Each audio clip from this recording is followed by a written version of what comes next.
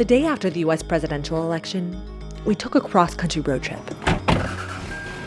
Over 10 days, we drove 3,800 miles and crossed 12 states. Every time I feel like there's a collective victory, I feel more American. I'm going to fly my flag at half-mast for the next 4 years for the death of this country. We talked to coal miners, activists, truck drivers, and union workers. The list is by no means exhaustive. We spoke to 30-odd people out of nearly 330 million. But we wanted to know how different people felt about the election. As soon as I got the news, I was just covered in goosebumps because evil is losing. My biggest thing is abortions. I love Trump. He's pro-life. And what they hoped for the next chapter in American history. Having a seat at the table. For me, it looks like liberation, where folks have access to a roof over their head. After a lot of driving and some small delays, we're trying to get rid of some of the corrosion on the battery. We came back with this. There are far more than two sides to the story. Here are some of them. So that's me. That's my shooter. That's my very old Toyota Camry. And this is the route we took.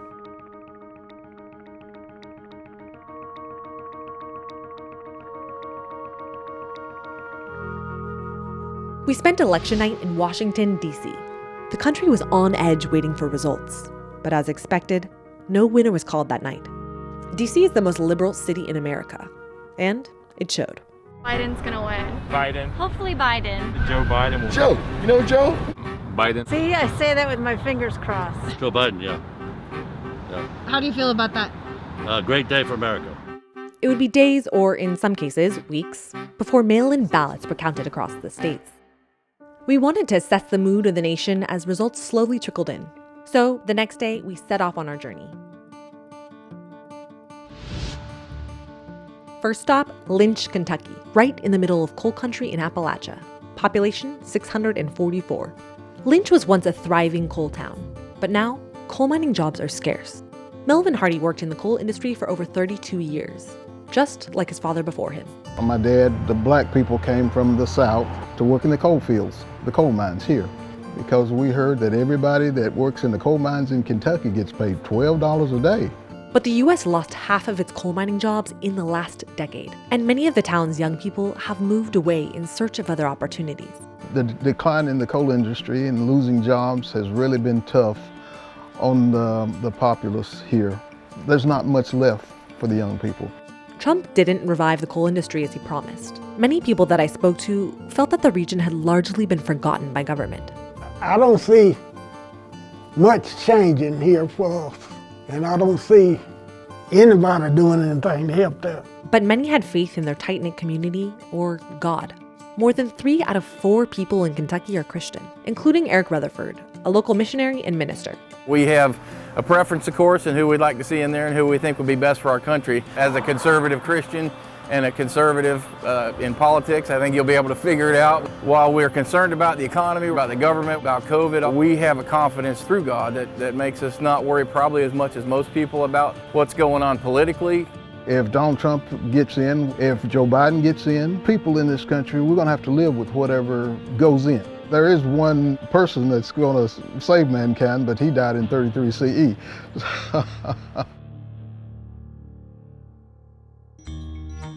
From Lynch, we drove 6 hours to Atlanta, Georgia, which did not have such a clear-cut race. The state has been, and still is, one of the most contentious political battles in the election. I believe that we will win! I believe that we will win! Stop the steal! Stop the steal! As absentee ballots were counted in the days after election night in Georgia, the race became very, very close. Trump called on Georgia and other states to stop counting ballots. But by morning, word was that Georgia had flipped blue for the first time in 30 years. These pro-Trump protesters didn't believe it. We know who's in our state, and we know that there's not this many blue. I support Donald Trump, and I'm a huge Christian, and he's pro-life. That's massive. I want every baby to live, period. And that is, correct, the biggest thing for me.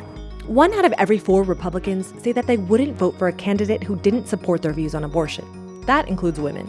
More than half of white women voters nationwide voted for Trump. I'm a suburban for Trump. I'm probably the marginalized group of women that we're told we shouldn't vote for Trump. I'm part of that group.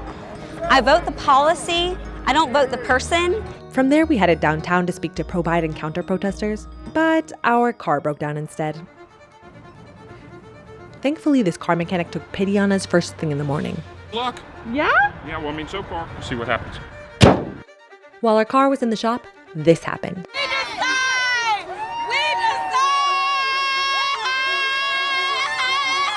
The election was called for Biden.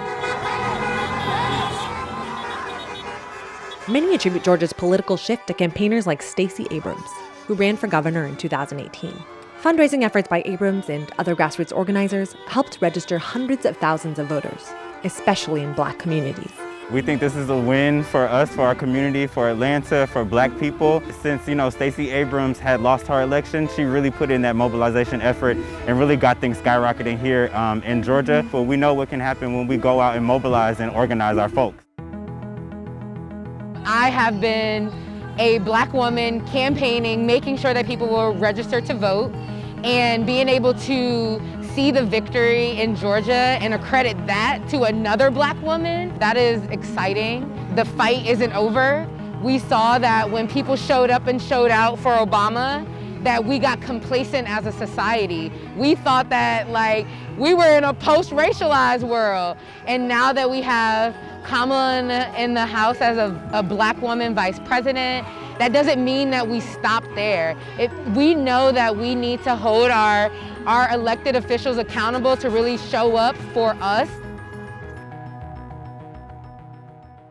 As Atlanta was busy celebrating, our car was fixed, busted radiator cap, and we were back on the road. This time we headed deep into the Texas Panhandle.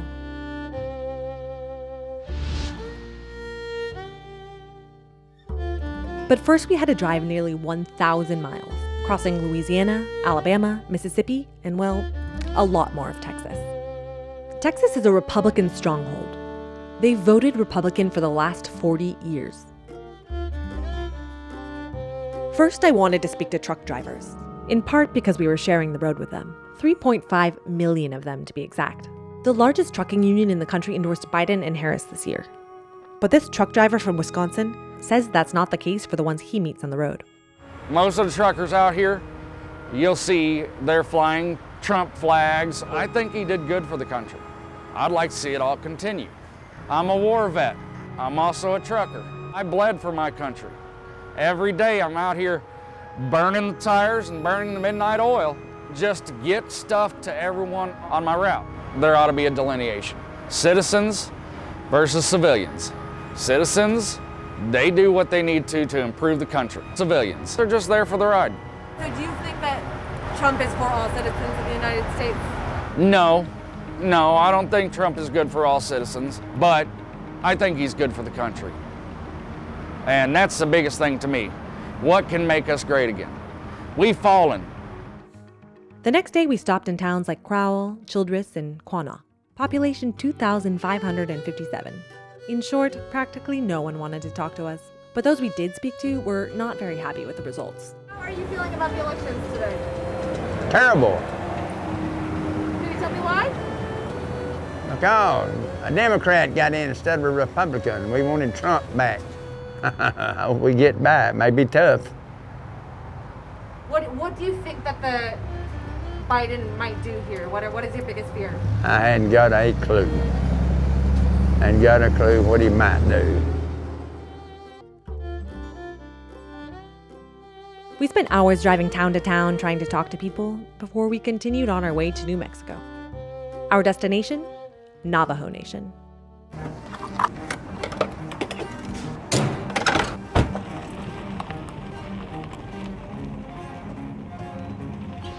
Their federally designated territory expands into 3 states: Utah, New Mexico, and mostly Arizona.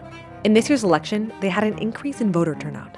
Their territory was closed to most visitors because of the pandemic, so we met Isaac Madsen in a border town.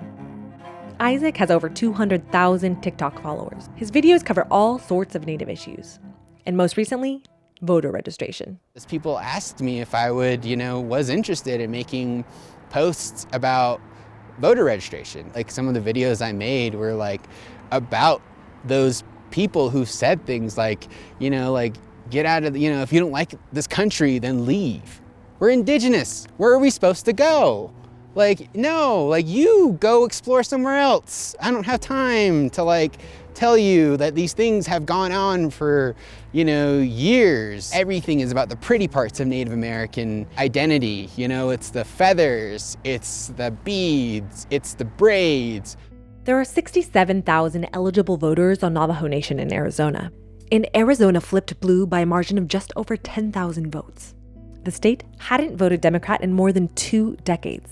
So like all I could do is really like make, people realize that they matter, because I think I matter. And I feel like just being honest and saying like, yeah, voting won't fix everything, but it's a tool that we have that says we're still here. And I'm very proud of what we did. What I hope to see is what they promised. Biden saying, you will have a seat at this table. It'll give other people that opportunity to continue to love their culture, to love their heritage, to love where they're from, because they know that it's not just disappearing. Next, we drove through Navajo Nation in Arizona into the very tip of Nevada.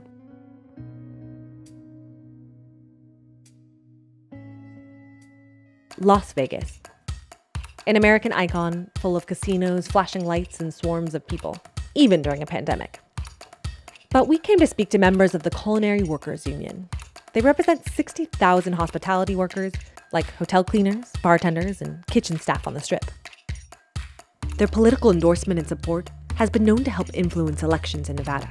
For this election, they say they knocked on 500,000 doors for Biden. Norberto Mignano is a pantry cook at a casino, and he worked as a canvasser on the campaign. I was from the small town in the Philippines. And when I was a small boy, my teacher asked me, "What is your dream?" Some of the kids says, "A doctor, a pilot, a military." I want to go to America. The Culinary Workers Union calls itself Nevada's largest immigrant organization.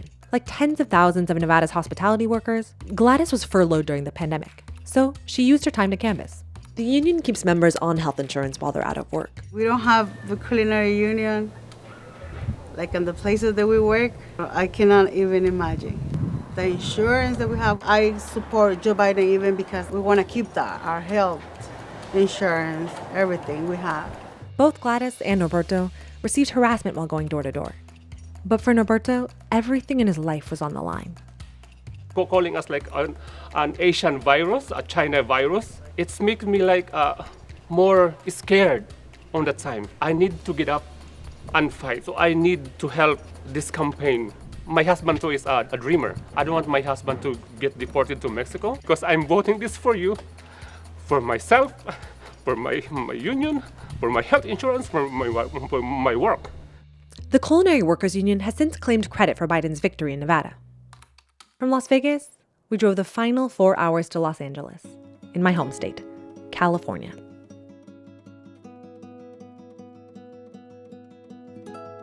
California has the country's largest immigrant population. In Los Angeles, there are nearly 4.4 million immigrants. There were 22 million immigrants nationwide who were not eligible to vote in the election, including DACA recipients like Mau Trejo. He has been in the U.S. for over 15 years. Like other undocumented immigrants, he has invested his life into politics and community organizing in the U.S. Ever since I migrated here, every 4 years, I'm either concerned about the results or worried. Even though, right, we can't vote, right, we have that organizing power to enact change. For Mau, building relationships across social movements is what makes him feel like the U.S. is home. And his focus has been examining the connection between criminalization of immigrants and Black people in the U.S. We need to get rid of other agencies and departments that continuously not only deport people, but also killing people on the streets. And it's Black folks that are leading this work. To be in America, right, has been to endure that criminalization that came with my status. It's also allowed me to also feel empowered and feel like I'm a part of something. We as a community, right, are in that same struggle, but it doesn't mean, right, that we can't envision a better world together.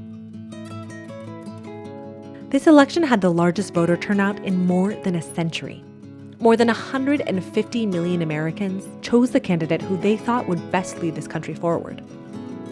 For nearly every person I spoke to about the results, whether they were angry, celebratory, or indifferent, there was one thing they said in common. This isn't the end. If anything, For them, it's a beginning.